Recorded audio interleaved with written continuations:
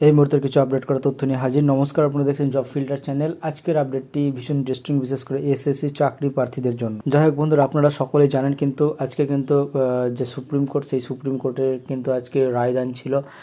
সেই রায়দানের পরিপ্রেক্ষিতে কি কি বিষয় হয়েছে, কি কি ঘটনা ঘটেছে, সমস্ত কিছু বলবো এই ভিডিওতে। সুতরাং আপনারা দেখুন। যদিও আপনারা অলরেডি জেনে গেছেন, তবু আমার দায়িত্ব হিসেবে আমি চাই যে এই জায়গাগুলোকে একটু পরিষ্কার করে দেওয়ার, মানে যেই তথ্যগুলি আছে সেগুলোকে একটু ভালো করে তুলে ধরার। যাই হোক, এই পর্যন্ত এখন আপডেট এসছে যে সুপ্রিম কোর্টের প্রধান বিচারপতি চন্দ্রচূড় বাবু, তিনি কিন্তু বিভিন্ন রকমভাবে এসএসসির যে মুখ্য সচিব তাকে প্রশ্ন করা হয় এবং সেই প্রশ্নের মুখে পড়ে তড়িঘড়ি উত্তর দিতে বাধ্য হয়েছে এসএসসির মুখ্য সচিব, যে 26,000-এর মধ্যে প্রায় 19,000 কিন্তু যোগ্য।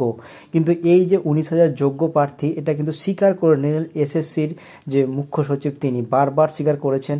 কিন্তু তবুও কিন্তু প্রশ্ন থেকেই যায় বিচারপতির তরফ থেকে। কেন থেকে যায়? এই যে 19,000 যোগ্য, সেটাকে নির্ণয় করবে কিভাবে, সেটাকে কি করে প্রমাণ করবে, এই বিষয়টার কিন্তু প্রশ্নের ফাঁদে পড়ে যায় কিন্তু এসএসসির মুখ্য সচিব। কেননা তাকে 19,000 যে একদম জেনুইন, সেটাকে প্রমাণ করতে গেলে তো নানা রকম তথ্য বা ডেটা দিতে হবে। সেই ডেটার কিন্তু আশায় বসে আছে সুপ্রিম কোর্ট। কারণ সেই স্বচ্ছ ডেটা কিন্তু দিতে পারলে সুপ্রিম কোর্ট তবেই তার ফাইনাল সিদ্ধান্ত কিন্তু জানাবে।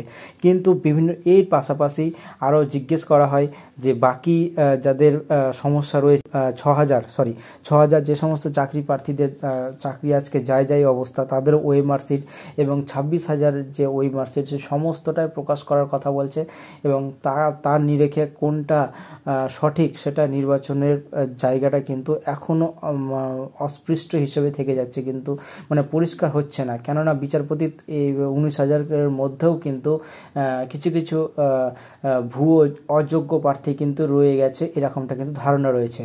তো এই ধারণাটাকে পরিষ্কার করতে হবে যতক্ষণ না এসএসসির মুখ্য সচিব সমস্ত কিছু তথ্য সঠিকভাবে সুপ্রিম কোর্টে পেশ করছে। এবার কথা হলো যে যারা সুপ্রিম কোর্টের সমস্ত তথ্য পেশ করবে সঠিকভাবে, নিয়ম মেনে যাদের তথ্য ঠিক থাকবে, তবেই কিন্তু তারা যোগ্য প্রার্থী হিসেবে পুনরায় জয়েন করতে পারবে। কিন্তু যারা সঠিক তথ্য দিতে পারবে না, তাদের কিন্তু জয়েন করার সম্ভাবনা প্রবল কম। আর এটা কিন্তু বেশ একটা হ্যারাসমেন্টের ব্যাপার, কারণ এখনও কিন্তু সঠিকভাবে কোনো সিদ্ধান্ত জানায়নি সুপ্রিম কোর্ট। তবে আগামীতে জানাবেন। তবে এই পর্যন্ত আপডেট ছিল। যদিও অনেক রকমের সিদ্ধান্তের পর, অনেক রকমের ঝুঁকির পর কিন্তু এমন সিদ্ধান্ত নিতে বাধ্য হয়েছেন প্রধান বিচারপতি চন্দ্রচূড়। আর নেক্সট আপডেট আসলে অবশ্যই আমি জানাবো। তবে যোগ্য প্রার্থীদের পুনরায় একটা আশার কিন্তু আলো ফুটে উঠেছে, এটাই হচ্ছে সর্বোপরি বলে রাখা ভালো। আর অযোগ্য প্রার্থীদের অবশ্যই তাদের কিন্তু কাস্টাডিতে নিয়ে কিন্তু আরও সওয়াল জবাব করা হবে, এমনটা কিন্তু একটা অনুমান রয়েছে সম্ভবত। তো নেক্সট আপডেট আসলে অবশ্যই আমি জানাবো। ততক্ষণ আমার এই চ্যানেলটি আপনারা দেখবেন, ফলো করবেন, সাবস্ক্রাইব করবেন। ধন্যবাদ।